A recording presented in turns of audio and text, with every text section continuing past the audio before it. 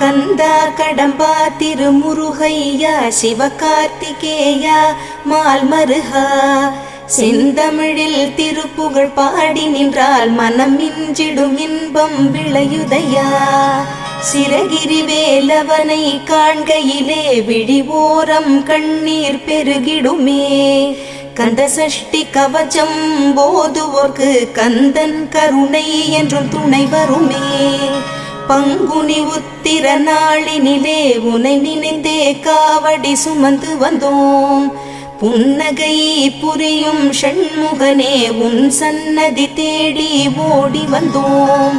உன் பதம் பணிவது என் தவமே, என் மனதில் நிறைந்திடும் உன் முகமே.